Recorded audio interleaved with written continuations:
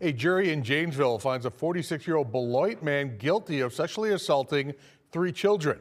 Kaysen Lee will be sentenced May 8th on 2 counts of incest with a child, child enticement, and 3 counts of second-degree sexual assault of a child and repeated sexual assault of the same child.